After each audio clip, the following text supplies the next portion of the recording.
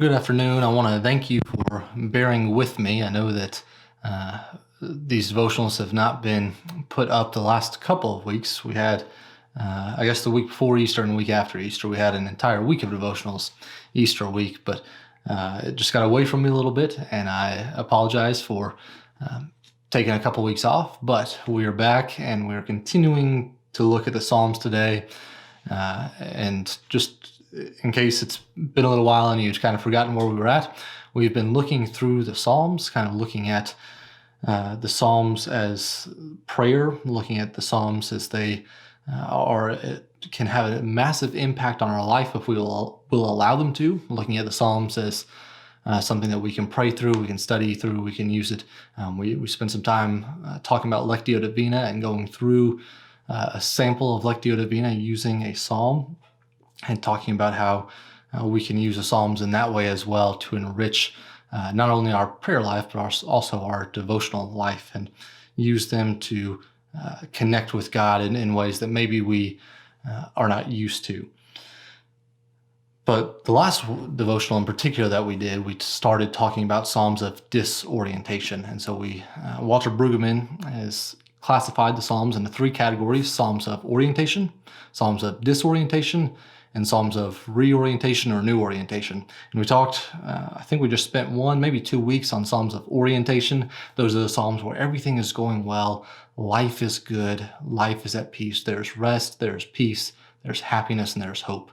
And those are Psalms that take up part of the Psalter, but don't comprise a huge section of it.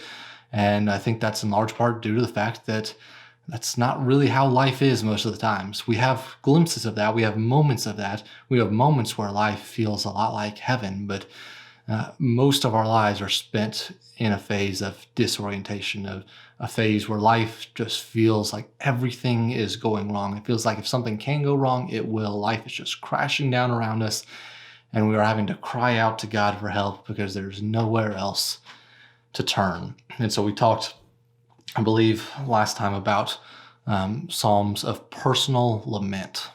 Psalms of disorientation, such as Psalm 13, where in Psalm 13, David is crying out to God over a personal issue in his life, and he feels as though God has forgotten him. God has turned his back on him. God has forsaken him. And so David is crying out for help. But then there are some other types of Psalms of disorientation and other types of lament psalms as well, and that's what I want to look at this week, and those are Psalms of communal lament. So Psalm 13 is an example of a personal lament psalm. It's very focused on what's going wrong in one's own life. It's a very personal thing. Psalm 13, as you read through it, it's a very personal cry out to God. But there are other psalms that are more of a communal cry out, an instance where a community is suffering, a community is hurt. And this happens quite frequently in our own world, unfortunately. We can think of many examples, whether it's maybe the church family is hurting because we've lost a loved one. Maybe a church family is hurting because of a natural disaster that has taken place, or maybe a community as a whole, whether it be somewhere else in a different state, or it be in a different country, even a different hemisphere. We see natural disasters take place, and it's a time of lament. It's a time where life just feels so bad. It feels like everything is going wrong. Maybe it's when that we've gotten some bad news in a different way, maybe not a death, but other medical news of a loved one in the community who's suffering from a disease or from an illness, and it's something that's going to oftentimes affect the entire community when that is learned. And there are many other reasons why communal lament may take place. There are many, many reasons why as a community we will come together to mourn, come together to find comfort in each other. And I think that a few of those are talked about in the Psalms. I believe Psalms 74 and 79 both talk about kind of destruction of the temple and losing that, and how there's communal lament that takes place there because this Jewish community has lost something that is treasured to them. And that's not a personal thing, but it's the community as a whole has lost this, and that's a difficult thing for the community to deal with together. But the psalm that I want to look at with you this morning or this afternoon together is Psalm 137. Psalm 137 is also a communal lament. It's 9 verses long. And it begins in verse 1 by saying, "By the rivers of Babylon we sat and wept when we remembered Zion. There on the poplars we hung our harps. For there our captors asked us for songs, our tormentors demanded songs of joy. They said, 'Sing us one of the songs of Zion.' How can we sing the songs of the Lord while in a foreign land? If I forgot you, Jerusalem, may my right hand forget its skill. May my tongue cling to the roof of my mouth if I do not remember you. If I do not consider Jerusalem my highest joy.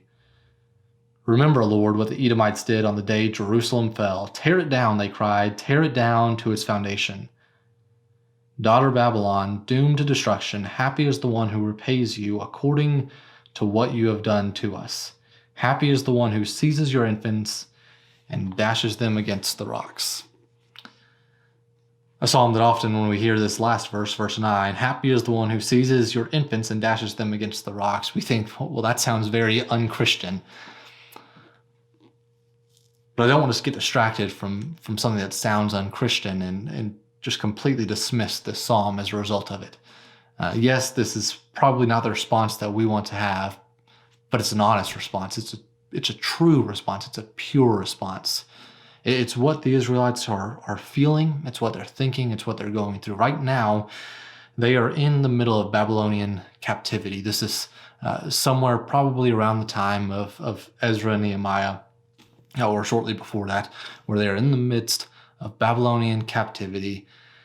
And they've been taken away from their homeland. They've been taken away from where they grew up. They've been taken away from the temple. They've been taken away from all of their traditions. They've been taken away from from their land. They've been taken away from probably some of them from family. And as a result, the entire nation is struggling to see where God is because they feel as though God has left them. And in a moment like this, it would be easy to believe that God has left the Israelites as they are in a period where all hope seems lost. And so they cry out to God, asking for help. It seems their tormentors are asking them, they're mocking them, asking them to sing their songs. And they say, "We will never do that in this foreign land, but instead we hope that your infants die. We hope that you all and your children will perish as a result of what you have done to us." And what I hope that we can see from this psalm is that communal lament is oftentimes not pretty. Oftentimes when something bad happens to the community, the response, initially at least, is not a pleasant one. In fact, the response oftentimes is just downright disappointing as what you would expect from Christians. And oftentimes we want to sit here and say, well, that's not the way that Christians should have handled. This isn't the way that this should have been handled.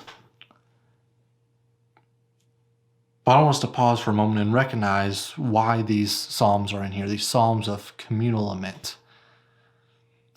I think the big reason why we see these psalms in the Psalter still today is because, much like with the personal lament, when tragedy strikes, when something has taken hold of our community, it is not only appropriate, but it is also necessary for us to address it.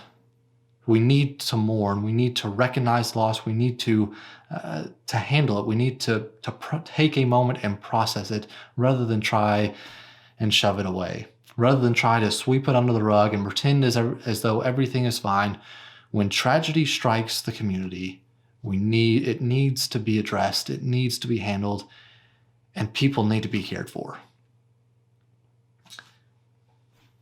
I hope that tragedy doesn't strike our community anytime soon. I'm sure that I know that it has in the past, and I know that it will in the future. I pray that it doesn't anytime in the near future. But the reality is that tragedy is eventually going to hit close to home for our entire community. And we need to be prepared for how we're going to handle it. What is it going to look like when that tragedy does strike? How are we going to handle it? And my hope is that we can handle it much like Psalm 137. Not that we are prepared to say things that are unchristian, prepared to say things that sound a little bit wrong, but instead we need to be prepared to mourn. We need to be prepared to care for one another. And most importantly, as the church, we need to be prepared to use one another as a support system to rely on and to strengthen each other, so that as a community, we can be stronger because we have mourned together.